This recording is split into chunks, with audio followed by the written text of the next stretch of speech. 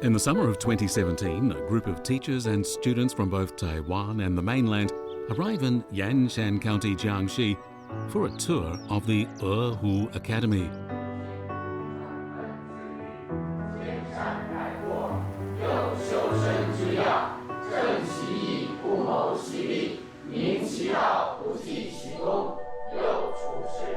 The seminar is named Master Zhu's Path. It aims at the continuation and development of Zhu Xi's philosophy. This year marks its 10th season.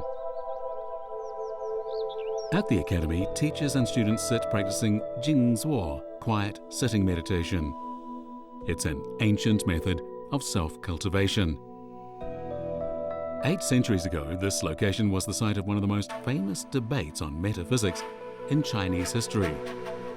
The participants were Zhu Xi and the Lu brothers, all leading Confucians of the southern Song dynasty. That event has been known ever since as the Ehu debate.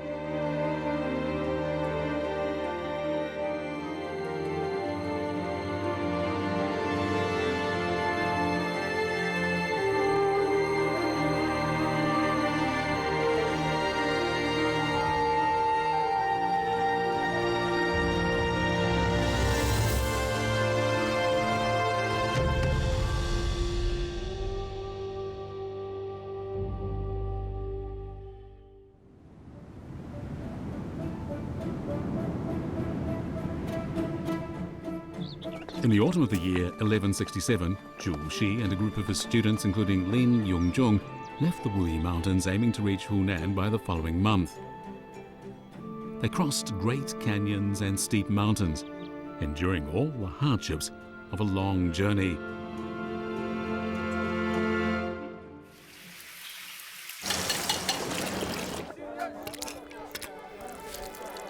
In Zhu Xi's time, Qianshan was known as Tanzhou. Then as now, the Qianshan River flowed through it from south to north. At the beautiful Orange Isle, the waters split and then reconverge. The two ferries, Wenjin on the east bank and Dao'an on the west, have for the past 800 years or so shared one name, Zhujiang Ferry. They were named after Zhu Xi and Jiangxi, who in their day crossed the river frequently to join in debate and discussion.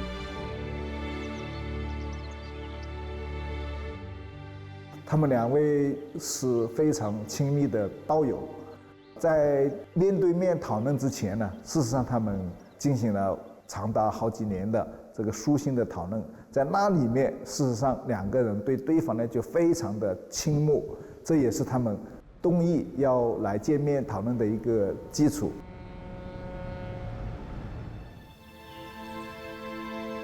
On the east bank of the Xiangjiang River stands a college building where, from 1913 to 1921, a young man by the name of Mao Zedong spent 8 years studying and working. The precursor of this college was no other than the Taiwan Academy, founded by Jiangxi in the southern Song dynasty. Jiangxi was 3 years younger than Zhu Xi and a student of Hu Hong, who studied with the eminent Neo-Confucians of the northern Song dynasty, Chang Yi and Chang Hao. Jiangxi then was the leader of the Huxiang school, a significant branch of Neo-Confucianism that Zhu Xi had long been keen to study further. 朱熹年轻的时候，他自己的话语就叫做“若旅人之茫茫无归也”，他就好像一个迷途的羔羊，他想找到正道上去，他没有路数，他没有这个本领。 于是呢，他就读各种书嘛，因为他也知道胡湘学派的这个大师胡宏厉害。他读到胡宏的支言的书的时候，哎呦，他就感觉到跟自己的心灵印证了呀，他非常兴奋，他就想结识这个张氏。早年的来看呢，虽然朱熹比张氏年纪大一点，但是他跟这个张氏呢带有请教的意思。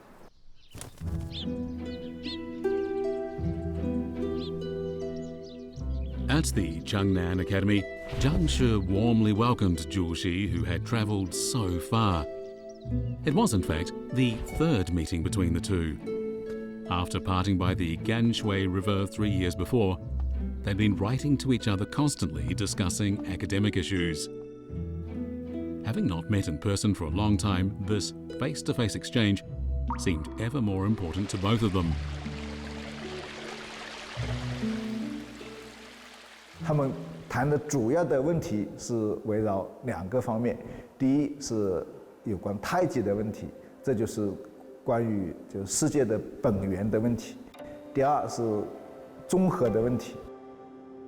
理学家讲修身涵养啊，就是涵养功夫。湖湘一派的戏路呢，是在已经表现出来的行动中查找自己的错误，而后呢，再努力的克服这个错误，回归到正确的人生方向上去。这在中国古典的意义上叫做于已发中求良心之闪现。那么朱子跟从他老师李彤学那一套东西，说静默涵养以察识天理，实际上不是在已发中，就不是在表现出来的行动中，是在人还没有表现的时候去体验天理，他体验不到年轻的时候，所以他就接住了湖湘学派这一戏路。2个人围绕这2个问题，事实上是讨论得非常热烈。那个文献的记载是3日夜不能合。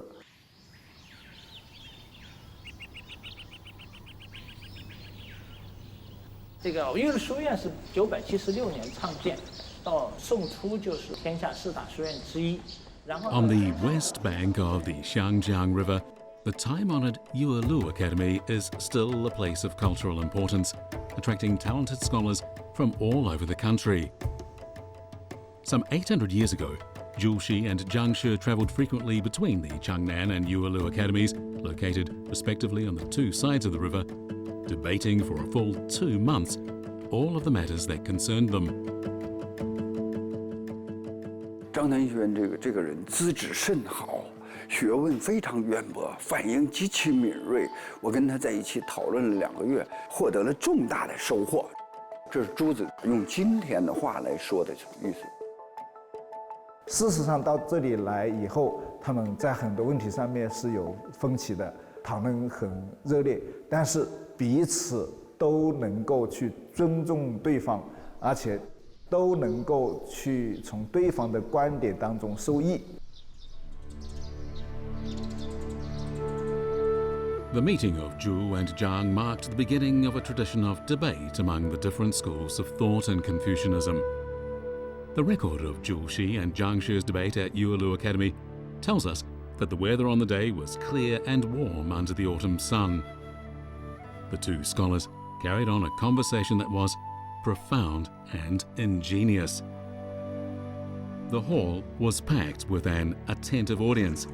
In fact, so many people arrived in their carriages or on horseback that the animals drank the pond by the front gate dry.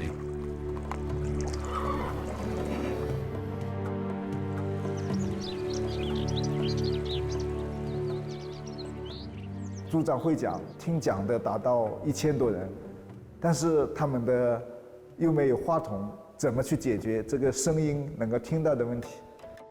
事实上，在明代的后期，甚至在江西很多地方，阳明后学它有3000人的讲会，他当时用的不断的有人去往后面传话，前排的往后面就传一个话，10几排往20几排传一个话，不断的把他们讲的内容就传下去。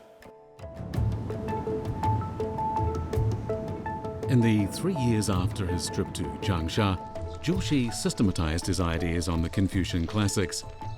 He revised commentaries to the book Mencius and completed his commentaries on the Great Learning and a draft of explanation of Jiangxi's Western inscription, an interpretation of the core ideas of the renowned Northern Song Neo-Confucian. But what brought him the greatest satisfaction was that his compilations of the surviving works of the Changs, collected works of the 2 Changs, and explanations to the classics by the masters Chang were finally published. 这是朱熹人生中第一次飞跃式的前进，是通过跟湖湘学派的宗师胡宏的大弟子张氏的这种不断的交流和讨论获得的。所以朱熹的思想的这个质的飞升，这是第一次。In the spring of the year 1175, Liu Zuqian came to the Wuyi Mountains from Wuzhou in modern Zhejiang.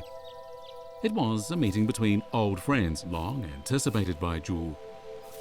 Lu Zuqian was a native of Wuzhou from the prestigious Lu family of Donglai.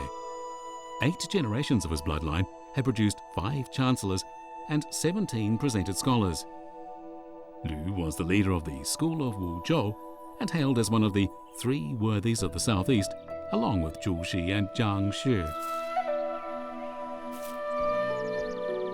Zhuxi and Lu Zuqian's meeting at the Hanquan retreat lasted for more than 40 days. The two worked together to compile Record of Reflection on Things at Hand, the very first book of Neo-Confucianism quotations in the history of China. The meeting served as the spur for one of the best-known academic debates in the history of Chinese philosophy.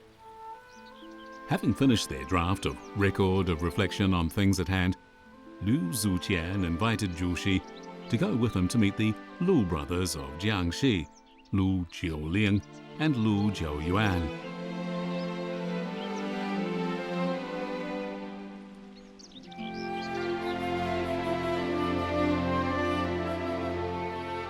其实吕祖先呢，主要的思想还是靠近朱熹，所以这个陆九渊呢，算他的学生了。他们的讲法他也听说了，他也觉得好像不是很妥当。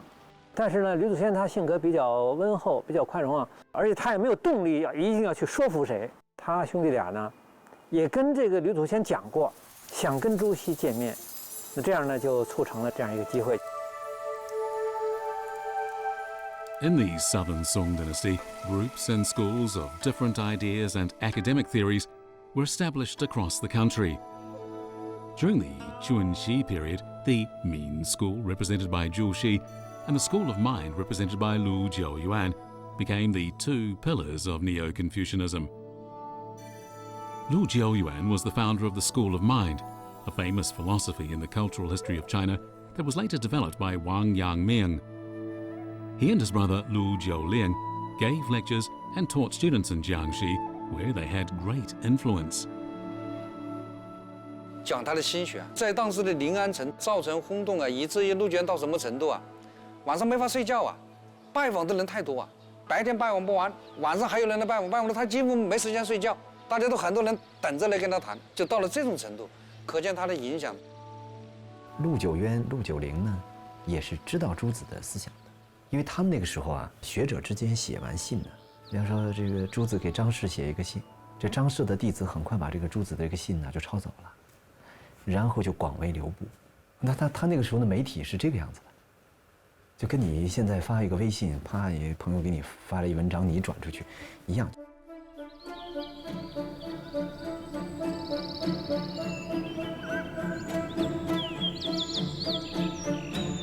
In the 5th lunar month of the year 1175, Zhuxi, Lu Zuqian and a group of a dozen people left Zhuxi's Hanquan retreat and headed for Qianshan in Jiangxi through mountain passes between Fujian and Jiangxi.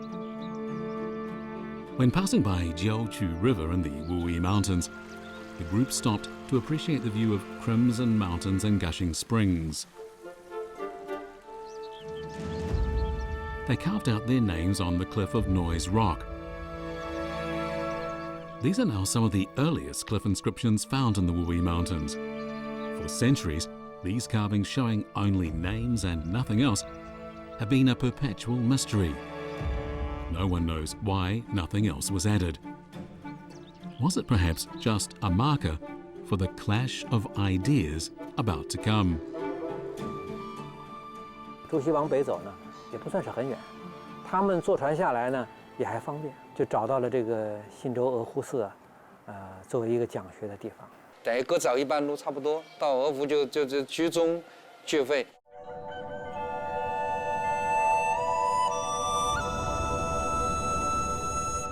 Ehu is in Qianshan County, Shangrao, Jiangxi. It was depicted by Wang Jia, a poet in the late Tang dynasty, as offering an idyllic scene. Under Ehu Mountain lay thriving crop fields, accompanied by unlatched wickets of livestock pens. The spring fete ends as the shadow of the mulberry tree indicates dusk. and drunken folks are helped home to each household. Zhuxi's group arrived on the 28th of the 5th lunar month. The Lu brothers arrived later, with interested parties arriving by land or water.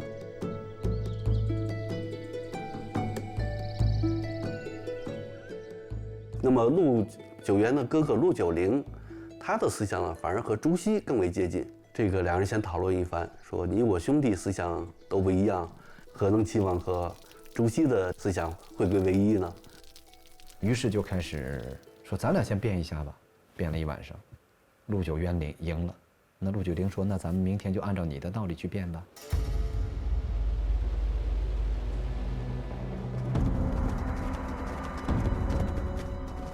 On the 3rd day of the 6th lunar month of the year 1175, a huge crowd surrounded the entrances of the temple.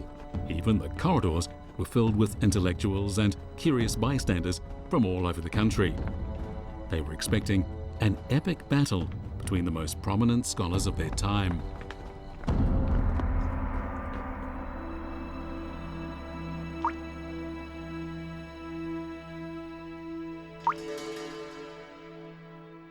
The Ehu debate commenced with a somewhat amusing session of poem reading. It began by Lu Zujian asking the Lu brothers the question, "What new academic achievements have you made of late?"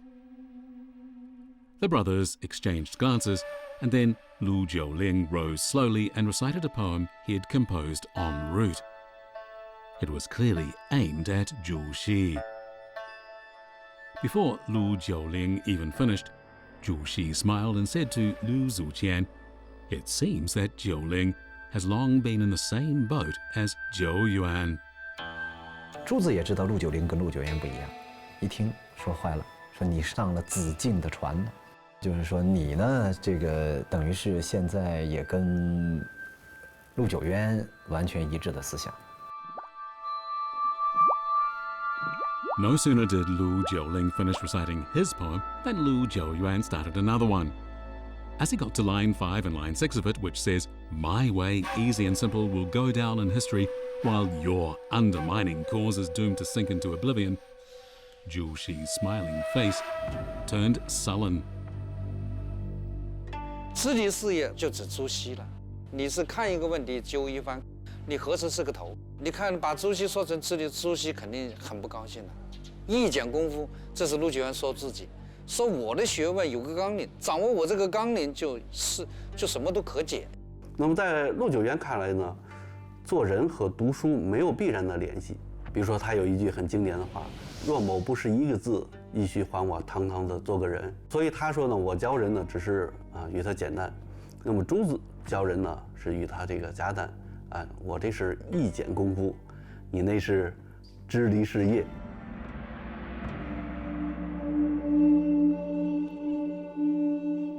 At this, Zhu Xi's expression became extremely serious. Even his students sitting behind him realized that something was wrong. Lu Zujian, hosting the debate, had not expected the atmosphere to turn so fierce on day 1. To ease the awkward situation, Lu hastily announced the debate adjourned until the following day. 朱熹的性格他是好辩，但是小陆这个人呢，他的口才是善辩，他很会辩论，很会讲话。应该说呢，这个辩论中呢，朱熹没占到便宜。陆九渊呢，他就讲真伪孰得辩之清？那就是说，你朱熹是伪的，对吧？我才是真的。所以从这个意义上讲的话呢，朱熹对于他们这个批评当然是很不满意的。所以的话，不分日善。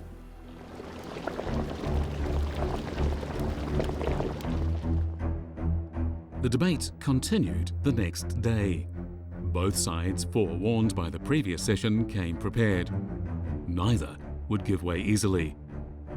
The second session soon reached a climax.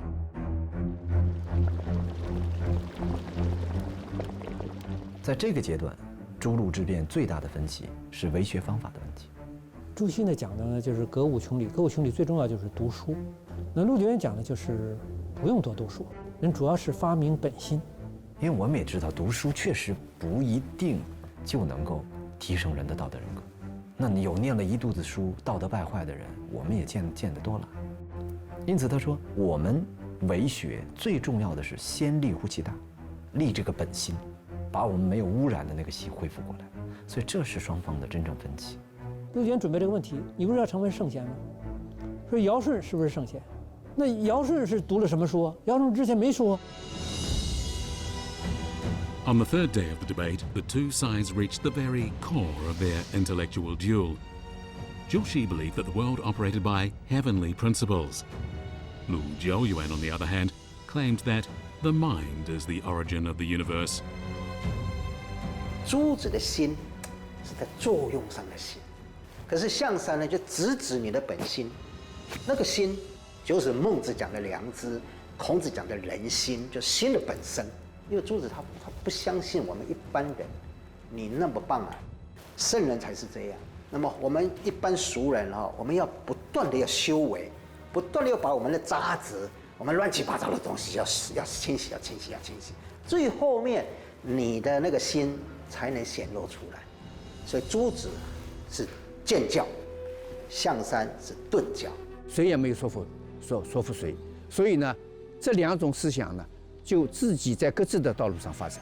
那么发展到了明代，陆九渊的思想呢，就变成了王阳明的心学，而朱子的思想呢，是在自己的道路一直发展。所以到了明代以后呢，很多的这个学者，继续在朱子的这个思想上面发展。所以呢，成为两股道上的车。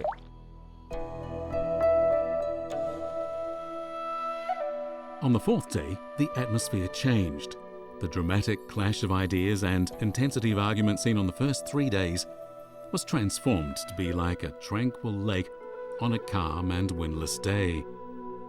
Both sides had found common ground in their basic Confucian standpoints and their primary purposes. 朱子跟陆象山，因为他们两个毕竟是大儒啊，他们的境界高嘛，虽然不一样，我对你某一些地方互相我不欣赏不认同，可是两个人都能互相尊重。明末清初黄宗羲他有一个总结，对吧？他就说他们二先生之间虽然说他们有很多的理论上的这个冲突，但是在根本点上他们同治纲常，同赴明教，同宗孔孟，我们把它叫三统。在儒学的基本立场上，在纲常人伦上，在树立理学的精神价值的上，他这些方面他们是一致的。Finally, on the 8th day of the 6th month, Zhuxi, Lu Zujian and the Lu brothers led their disciples to bid farewell to each other. The Ehu debate, known throughout China's philosophical history as the debate of a millennium, officially came to an end. 很多事情都不一定有明显的结果，交流本身吧也是一件好事。对南宋整个学术的发展来讲，应该说还是一个促进。朱熹、张氏他们已经是在当时已经是主流学者了，他们作为一个新进者，跟这个主流人物做了这么一个这个旗鼓相当的这么辩论，对他们来讲，这好处是比较大的。最伟大的心灵的碰撞，不管什么样的性格，不管什么样的结局，这么伟大的人物生活在同一个时代，彼此能见面，然后有交往，又有思想的冲撞，这本身都是这个哲学史、思想史，也是其实人类精神文明史的巅峰了。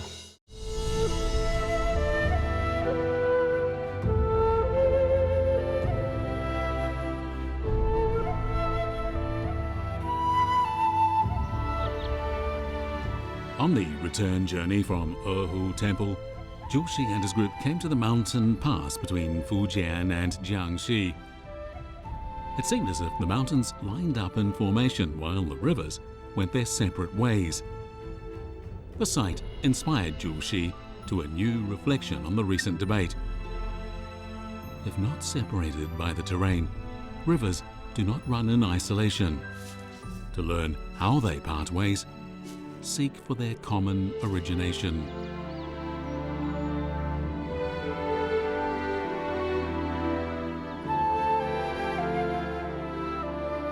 譬如朱熹呢，他自己也做了自己的反思，也承认自己在这个学问上自己的思想缺失于支离破碎的方面。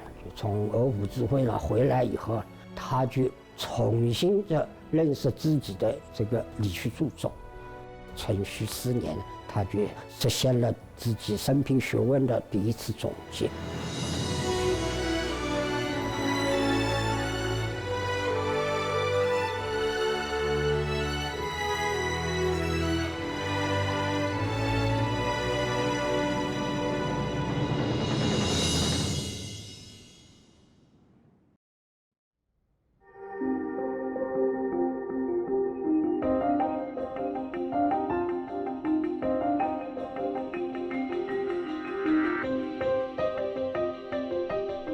Qianshan, located at the southern foot of the Wuyi Mountains, used to be known as the Kingdom of Books, thanks to its once thriving print industry. During the Southern Song dynasty, Qianshan books were as famous as Zhejiang and Sichuan books, making it one of China's 3 great centres of woodblock printing. More than once, records in Chinese publishing history were made here. Printing activity was centred around today's Shufang and Masha, about 50 kilometres away from Wufu at the foot of the Wuyi Mountains. It was this local industry that allowed Zhu Xi's works to be published and spread at a very impressive speed. And one of the places that develops a very, very important publishing industry is, of course, Jiangxi in northern Fujian. I guess you would say avocations. In addition to being a philosopher and an official, he was also quite an active publisher. I think that was probably their first motive in wanting to publish their works, was to not only spread knowledge, but also spread a particular kind of knowledge, a particular. 大家往上面看，这2边的壁画上面有一个明门，这个地方就是雕版之乡。 Zhang Jianbin is an inheritor of Jianyang woodblock printing, part of Fujian's intangible cultural heritage. In an attempt to promote Jianyang's book culture, he regularly gives demonstrations of woodblock printing. 朱子家训就是朱熹的家训，大概要刻个1个礼拜这样子，这块板啊，200多个字。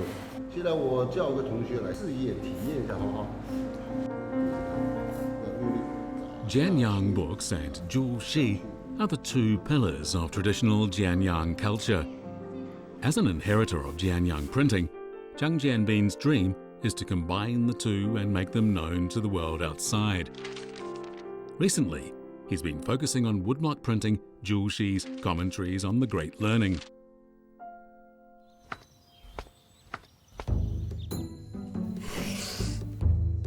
我们这个所有的这些工具啊、道具啊、选料啊，都是经过多年这样子摸索的，我们是有把握做这个。 The commentaries on the Great Learning, printed and published in Jianzhou, was Zhu Xi's magnum opus. To guarantee perfection of this project, Zhang Jianbin carves in the most delicate manner he can, not daring to neglect a single stroke. Inking, laying the paper, patting. The technique is just as it was 8 centuries ago. This was how Zhu Xi's works, one after another, were printed and disseminated across the empire. At its peak, there were hundreds of printers in Jianyang, and Zhu Xi's Taiwan Academy was among them. In 1177, some of Zhu Xi's most important works were published in Jianzhou, including commentaries on the Great Learning, queries on the Great Learning, commentaries on the Doctrine of the Mean, queries on the Doctrine of the Mean, and the collected commentaries on the Analects and Mencius. Printing and publishing of these works all at once marked the coming into being of Zhu Xi's complete pattern of the 4 books. And the real brilliance with which he takes first of all, takes the Confucian canon and selects the 4 books, the Si Shu, as the best sort of beginning guides to Confucianism. 到了北宋的时候，《大学》《论语》《孟子》《中庸》都有广泛的影响，但是并没有人试图把它们结构起来。作为一部完整的、成系统的、成体系的一个典籍系统。四书的出现，等于是说朱子用一个人的力量，就改变了中国经典的版图。大学之道，在明明德，在亲民，在止于至善，知始而后有定。The four books system established by Zhu Xi became the basis of studies for Chinese intellectuals from the time of the Southern Song dynasty. To this day, the four books are still considered the basis of Chinese intellectual study. They've had a profound influence on Chinese society and its people. 我们从那个千字文开始到孟子，我们基本上都有连续没有间断的过来上课，让孩子从小学习格物致知、诚意正心。然后让他有树立这种理念以后，就是才能真正做到修齐治平。从世书当中去入门，因为这是我们中华5000年文化真的生生不息、源源不断的留下来的这精髓。我觉得从这些古文当中，让我们学会怎么样做人，然后再去做事。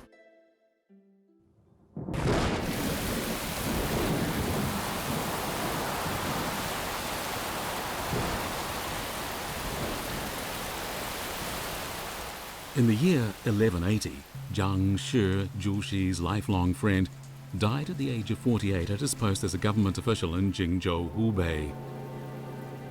The next year, Liu Zuqian, the sponsor of the Ehu debate, died at the age of 45 in Wuzhou, Zhejiang. Among the three worthies of the southeast, Zhu Xi was now the last man standing. The whole burden of promulgating Neo-Confucianism in the Southern Song fell upon his shoulders. 1180, 1181. Zhu Xi makes it very clear in his eulogy to Liu Zuqian that the people that are left, there's no one that is his equal. There's no one that can correct his mistakes and warn him about his own shortcomings. And this is an amazing declaration of his determination to be the leader of this group.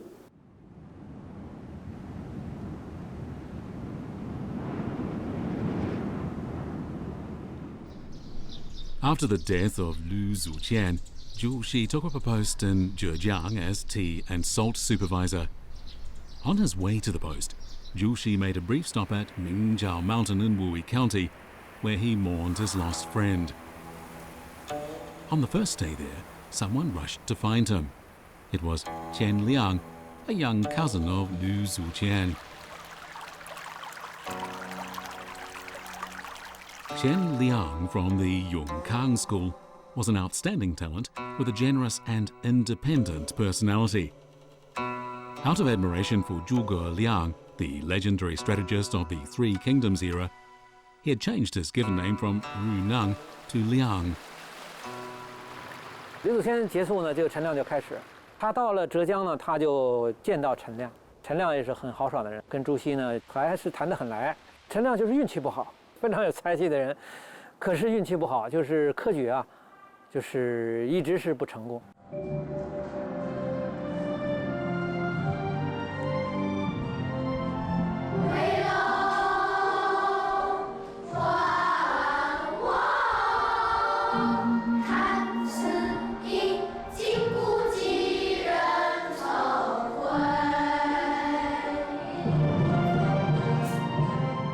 These children of Qianshan Primary School are singing The Graces of Duo Jing Tower, a poem composed by Qian Liang.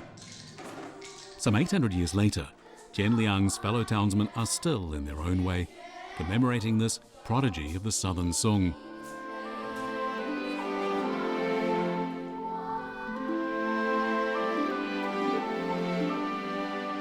About 13 kilometers from the school stands Ehu Lake Academy, founded by Qian Liang himself. In the year 1182, during his inspection tour of what is today's Zhejiang, Zhu Xi spent some time lecturing at the Ehu Lake Academy. At the time, the utilitarian theories promoted by Chen Liang were popular in the prosperous area. But as Zhu Xi learned more and more about Chen Liang's ideas, a debate became inevitable.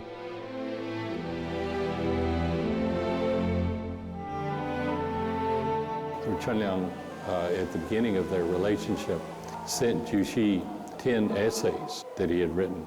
And Zhu Xi said that he was unwilling to share these with his students because he was afraid that if his students read these 10 essays, they would be led astray. They would have the wrong kind of ideas. So Zhu Xi was shocked, surprised at how radical Chen Liang could be and the kind of intellectual environment in Jiadong. 深处来讲，本质上他不是一个理学家，应该说他的思想跟这个南宋境遇啊是有比较直接的关系。就是在南宋这个比较衰落的时代，处处都是危机的时代，怎么走一个富国强兵，这个一个有为是吧？一个立功的时代。朱熹呢，他们是从学术思想来走的，所以跟他思想不一样。所以朱熹呢和他就两个人就有辩论了嘛。 In the spring of 1184, Chen Liang was falsely accused and imprisoned. After Chen Liang regained his freedom, he received a letter from Zhu Xi trying to persuade him to be a pure Confucian and speak less of utilitarianism. However, Chen Liang paid no attention, and there began the long-lasting debate on the way of the sage ruler and that of the powerful ruler. 王道呢，按照我们通俗来说呢，就是以道德修养来规范来教育。那么按照我们现在通常讲的，就以德治国，以德治民。霸道呢，就是讲究势的一方面。陈亮啊，他是认为呢，在这个对社会的治理呢，如果完全靠德育教化是不行的，所以呢，还是需要有霸道的这个方面，要有力。陈亮就认为唐太宗是圣人，那朱子就不承认的。 朱子说：“虽然他有功，他的功绩也做得很大，这个把自己兄弟都杀了的人，怎么可以是圣人呢？”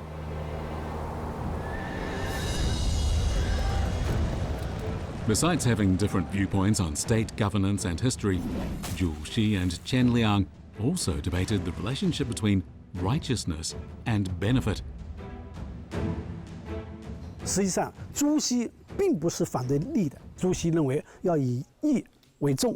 以义为先，而这个作为这个陈亮这个施工学派呢，他们认为呢，义和利呢是可以并举的，利和义呢并不相矛盾。朱子对这个功利主义呢保持高度的警惕和高压的这个批判，因为他认为，功利主义呢是一种把社会和个人啊这个引向一个错误轨道的。 Unlike any other academic debates in the past, this one was carried out mainly through letters. The two sides kept this back and forth going for almost 11 years, but no one knows where the letters finished up.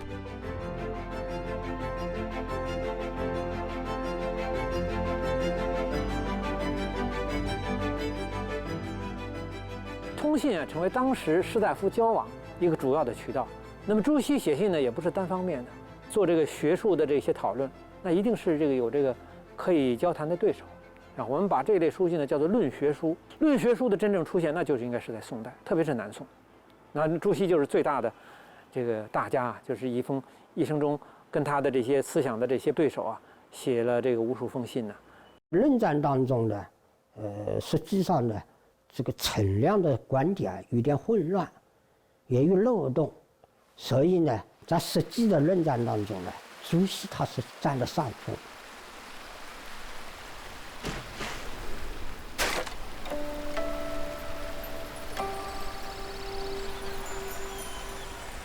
The Jiangxi River, with its 9 bends, is a must-see for tourists when they visit the Wuyi Mountains. It was where some 800 years ago, Zhu Xi built his Wuyi retreat at the 5th bend of the river. Over the next 8 years, Zhu Xi debated against Chen Liang on the idea of a sage ruler, against Lu Jiuyuan on the cosmological concept of Wuji and Taiji, and against Guo Yong on the Book of Change and the 8 trigrams. In the year 1185, in the midst of these intense debates and stimulating discussions with other scholars, Jiangxi once again revised his commentaries on the Great Learning and the doctrine of the mean. It was the second time for him to summarize his learning, with which the 4-book system he had established reached its completed state. 他的成功之处是说，他最大限度的解释了四书，那么他又把理学的思想体系灌输到这个四书的这个注释之中，这是朱熹一生完成的一部著作。朱熹讲这个五经啊，好像是带着壳的稻米，四书呢是煮熟的饭，就是你要把大稻谷哈，你得把那个壳都去掉，把那个糙的地方都磨掉，最后剩下精米，精米再做成熟饭，这才是饭。他说这是五经跟四书的区别，那就是说，其实四书呢应该是五经的精华。四书章句居注就成为元代以后元明清科举的一个标准的教科书，所以它影响了，可以说到元明清这个后来这个近1000年的这个时间吧，是影响最大的书。Through his days of discussing and studying philosophy, Jiangxi became clearer about the world. One afternoon, while reading classics at home, Jiangxi was suddenly filled with admiration for ancient Confucian sages from the spring and autumn period and the power of their ideas to reform the country. Driven by this emotion, he composed his poem, On a Spring Day. A glorious sun dapples the water's edge. A boundless prospect arises new. Instinctively feeling the wind of change, a riot of colour that must herald spring.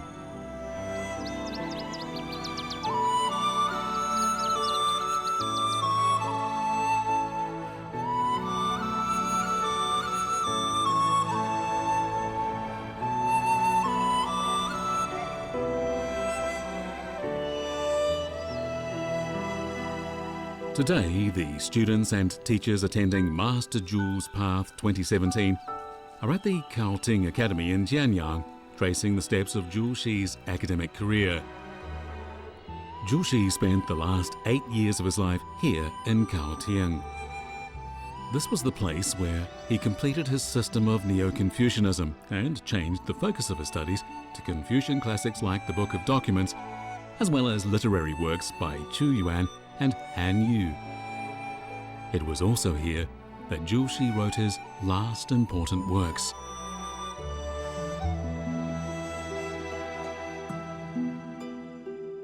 "第三次的思想总结呢，那就是在他晚年庆元党经的时候。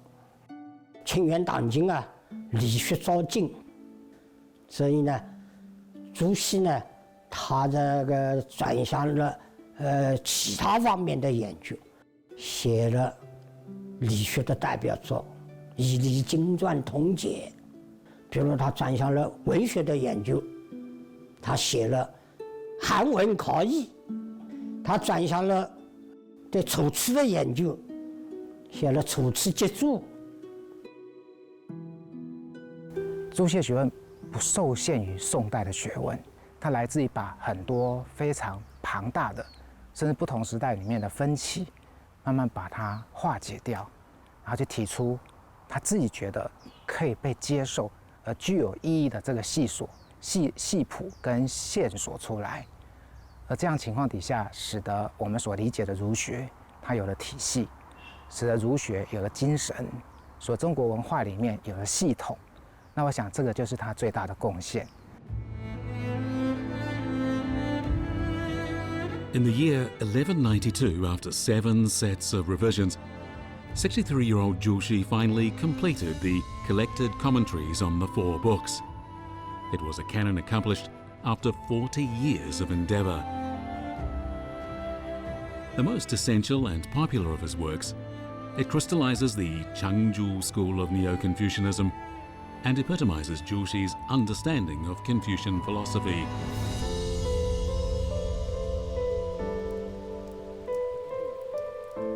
Qian Mu, who spent a lifetime studying Zhuxi, concluded that both Confucius and Zhuxi were extraordinarily influential across the entire span of China's history and culture.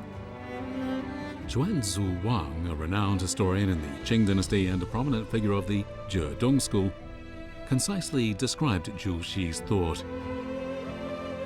While extending his cases of learning from the Song and Yuan, he wrote that Zhuxi's thought was extensive, profound, ingenious, and inclusive of the wisdom of all ages. 这个朱子的很多话是讲道理的，是很明白，很能够让普通人所接受的。他不是太出世、脱离实际的，而是入世的，而是结合社会实践的。那么现在我们看朱子呢，也是一个活生生的人，而不是一个高高在上的一个圣人。孔子把他以前的1500年甚至更久的历史，他的文化，他的所积累的那些中国人的政治的智慧、历史的智慧，和人生的智慧做了总结。那孔子以后又1500年，那就是朱子把它做了新的总结，是吧？成为新的一个集大成的代表人物。